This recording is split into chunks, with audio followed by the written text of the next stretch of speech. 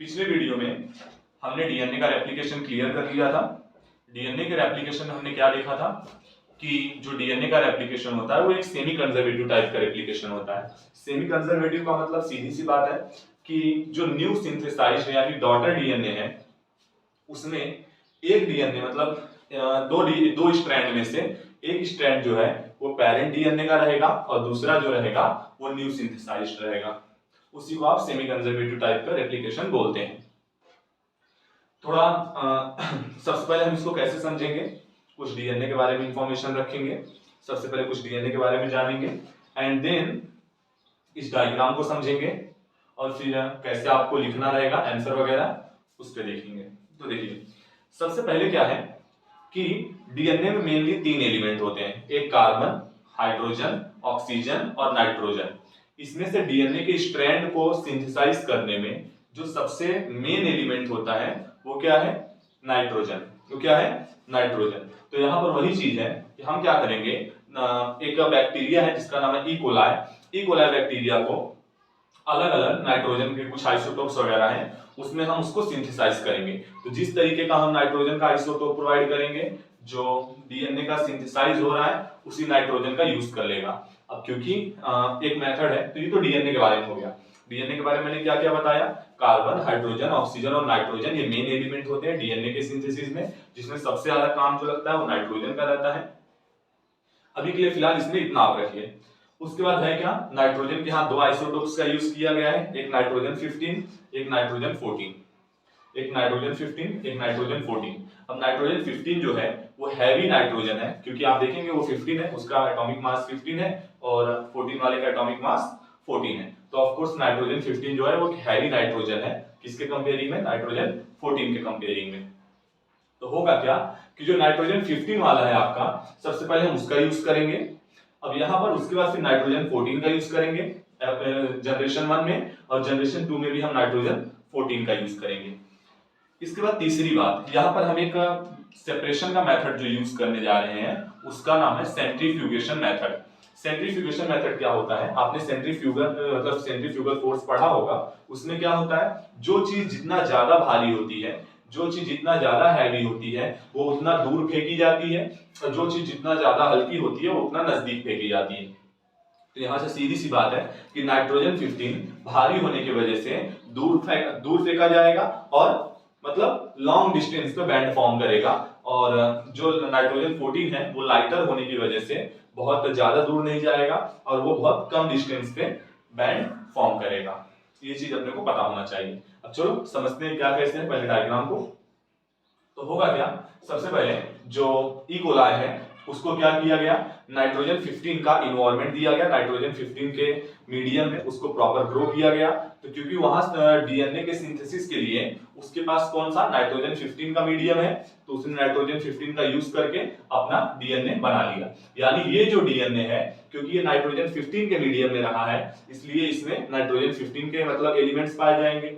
अब इसको centrifugation method से जब चेक किया गया तो टेस्ट ट्यूब में इसका जो बैंड बना वो सबसे लास्ट में बना है। आप देखेंगे सबसे कॉर्नर में बना है, जिसमें आपने यहाँ पर देखेंगे कि हैवी नाइट्रोजन N15 ये जो बैंड बना है। तो हमने ये समझ लिया कि हाँ भाई सही बात है, इसमें जितने भी एलिमेंट्स हैं मतलब जो भी ये डीएनए का सिंथेसिस हुआ है, स्ट्रैंड्स बने हैं वो नाइट्रोजन 15 से बने हैं, हैवी नाइट्रोजन से। इस वजह से बैंड जो है वो सबसे टेस्ट ट्यूब के कॉर्नर में फॉर्म हुआ है।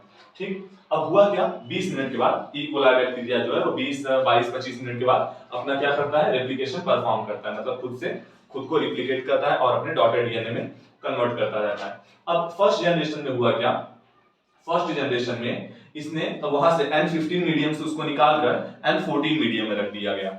N15 मीडियम से निकालकर N14 मीडियम में रखा गया।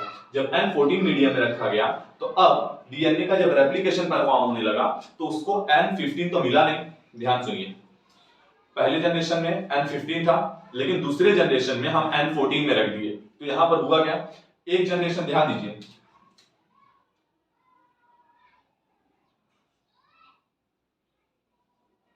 यहां पर ये है क्या, ये डीएनए का रेप्लिकेशन परफॉर्म हो रहा है। अब मान लीजिए कि यहां पर N15 वाला था तो यहां पर इस दोनों स्ट्रैंड किससे बने होंगे, ये भी N15 से और ये भी N15 से। लेकिन जो न्यू डीएनए सिंथेसाइज हो रहा है उसको क्या, उसको नाइट्रोजन 14 मिल रहा है, तो जिसकी वजह से वो जो नया बैंड फॉर्म किया वो किससे बना, वो नाइट्रोजन 14 से बना है, नाइट्रोजन 14 से बना है। तो यहां पर क्या हो गया, अब हमको जो बैंड मिल रहा है वो एक ऐसा बैंड है जो नाइट्रोजन 15 और नाइट्रोजन 14 दोनों से बना हुआ है। तो यहां पर हमने किया क्या, हमने उसको टेस्ट ट्यूब यानी सेंट्रीफ्यूगेशन मेथड से चेक किया और उसका मतलब बॉन्ड देखा। उसका जो बैंड था वो हमको नाइट्रोजन 15 से पहले मिला। क्यों, क्योंकि जो पहले वाला बैंड है उसमें दोनों स्ट्रैंड किससे बने हैं, नाइट्रोजन 15 से बने हैं, इसलिए वो ज्यादा हैवी है। लेकिन जो दूसरा बैंड है उसमें एक स्ट्रैंड जो है, मतलब दूसरा जो डीएनए है उसमें एक स्ट्रैंड जो है वो नाइट्रोजन 15 से बना है, जबकि दूसरा डीएनए जो है वो नाइट्रोजन 14 से बना है, जिस वजह से क्या है, उसका बैंड जो है नाइट्रोजन 15 से पहले फॉर्म हो गया, उसका बैंड नाइट्रोजन 15 से पहले फॉर्म हो गया। तो हमने इसको भी रिकॉर्ड कर लिया। अब यहाँ पर हमारे पास दो रिकॉर्डिंग हो चुकी है, पहला किसकी, नाइट्रोजन 15 बैंड की जो सबसे कॉर्नर पे फॉर्म हुआ है, दूसरा जो है वो नाइट्रोजन 14 और 15 बैंड की जो इससे थोड़ा पहले हुआ है। अब हम क्या करेंगे, आफ्टर 20 मिनट्स सेकंड जनरेशन में देखेंगे डीएनए खुद से, मतलब खुद को फिर से रेप्लिकेट करेगा। अभी भी क्या है, अभी भी यहाँ पर N14 में उसको रखा गया है। जब N14 में उसको रखा गया है तो नेक्स्ट जनरेशन देखेंगे। सबसे पहले इस जनरेशन में क्या था, इस जनरेशन में जो हमको डीएनए मिला है उसमें हम देखेंगे तो नाइट्रोजन 14 और नाइट्रोजन 15 दोनों मौजूद है। ये देखो नाइट्रोजन 15 का डीएनए, नाइट्रोजन 14 का डीएनए, यहाँ पर केवल क्या है, नाइट्रोजन 15 का ही डीएनए। तो अब इस डीएनए का हम यूज करने वाले हैं। तो इसमें क्या है, एक स्ट्रैंड जो है वो नाइट्रोजन 14 का है और दूसरा स्ट्रैंड जनरेशन 2 में दूसरा स्ट्रैंड जो है नाइट्रोजन 15 का है। लेकिन क्योंकि उसको किस मीडियम में रखा गया है, तो नाइट्रोजन 14 के मीडियम में रखा गया है, इसलिए जो दोनों डीएनए रहेंगे वो सिंथेसाइज जो होंगे वो नाइट्रोजन 14 से ही होंगे। जो न्यू सिंथेसाइज डीएनए रहेंगे वो नाइट्रोजन 14 से ही बने होंगे। ठीक, तो ये भी नाइट्रोजन 14 से और ये भी नाइट्रोजन 14 से। अब जो नया स्ट्रैंड मिलेगा देखते हैं वो क्या रहेगा। तो एक स्ट्रैंड जो रहेगा उसमें दोनों ही स्ट्रैंड नाइट्रोजन 14 से बने हैं और जो दूसरा स्ट्रैंड है उसमें दोनों ही बैंड जो है एक नाइट्रोजन 15 से बना है, एक नाइट्रोजन 14 से बना है। तो यहां पर मतलब क्या है, अब देखते हैं जरा। तो यहां पर जो एक मतलब देखेंगे इससे क्या हुआ है, एक बैंड जो बना है वो नाइट्रोजन 14 से केवल बना है, दूसरा बैंड जो बना है वो नाइट्रोजन 14 और नाइट्रोजन 15 दोनों से बना है। फिर देखेंगे इसके लिए, तो इसमें भी सेम कंडीशन है, एक बैंड जो रहेगा वो किससे, केवल नाइट्रोजन मतलब नाइट्रोजन 14 और नाइट्रोजन 15 से बना रहेगा, जबकि जो दूसरा बैंड है वो नाइट्रोजन 14 से बना रहेगा। तो यहां पर हमने क्या समझा, इस बात से हमको एक क्लियर हो गया कि हाँ भाई डीएनए का जो रेप्लिकेशन है वो कौन सा, सेमी कंजर्वेटिव टाइप का रेप्लिकेशन है। क्योंकि अगर ऐसा नहीं हुआ होता तो यहां पर हमको इस तरीके के बॉन्ड मतलब बैंड फॉर्म नहीं हुए होते। अब जो इसका सेंट्रीफ्यूगेशन मेथड से हम क्या रिकॉर्डिंग लेंगे मतलब इसमें टेस्ट ट्यूब में, तो देखते हैं वो कैसा बैंड बनेगा। तो यहाँ पे दो अलग अलग बैंड मिलते हैं।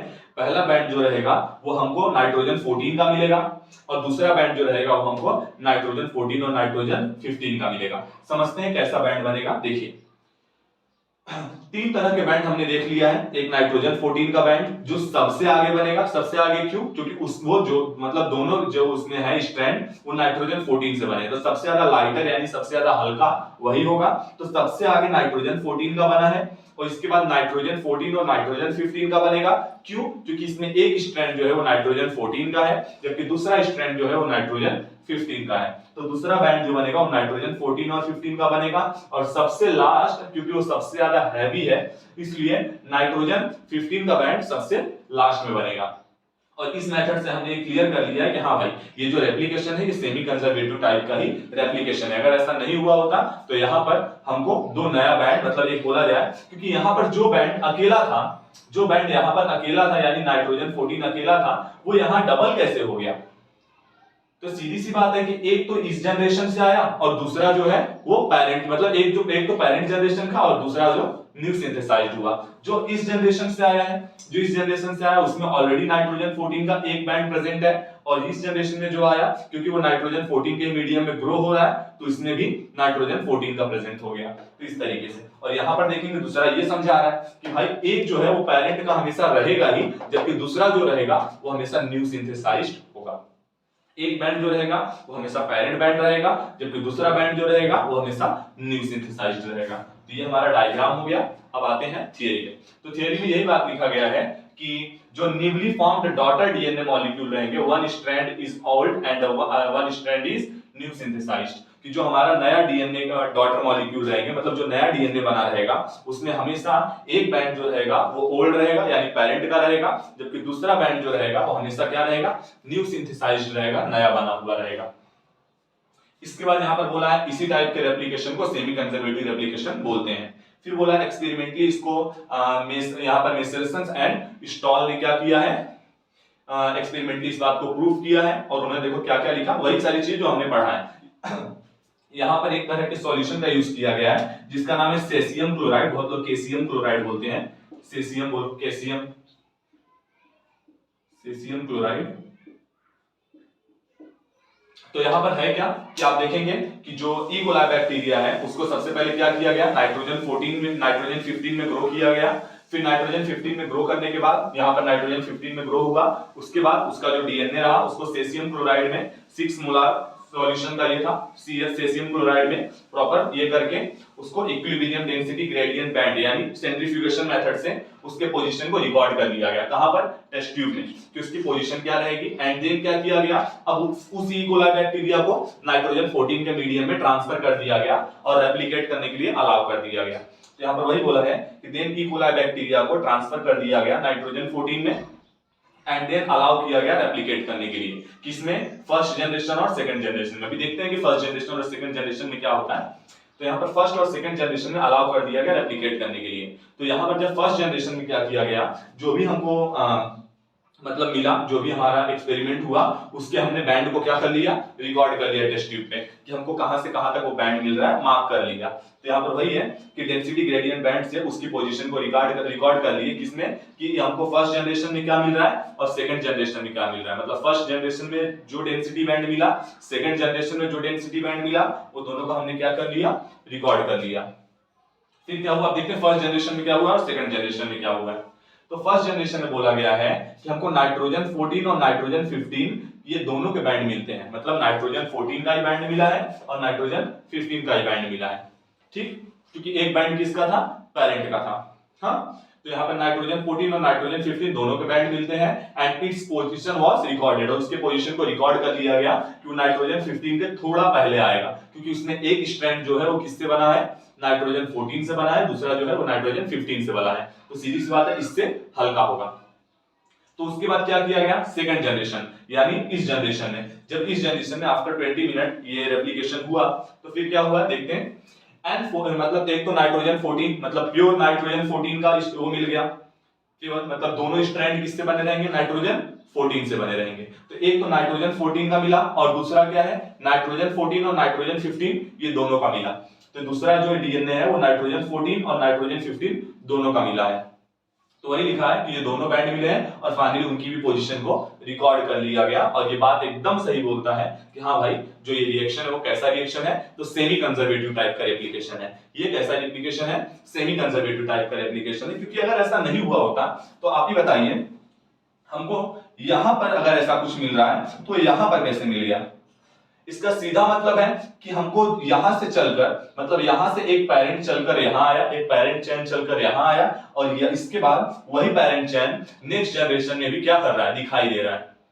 सही बात है कि नहीं। तो इस बात से क्लियर हो गया कि हाँ भाई, ये जो रेप्लिकेशन है, डीएनए जो रेप्लिकेट होता है वो सेमी कंजर्वेटिव टाइप से रेप्लिकेट होता है। क्योंकि इसके पहले और बहुत सारे साइंटिस्ट थे, कोई बोल रहे थे कि कंजर्वेटिव टाइप का रेप्लिकेशन है। कंजर्वेटिव मतलब दोनों जो बैंड होते हैं वो न्यू सिंथेसाइज्ड होते हैं, तो सब कुछ सॉरी दोनों बैंड जो है वो ओल्ड सिंथेसाइज्ड होते हैं। कुछ ऐसे बोलते हैं दोनों बैंड न्यू सिंथेसाइज्ड होते हैं।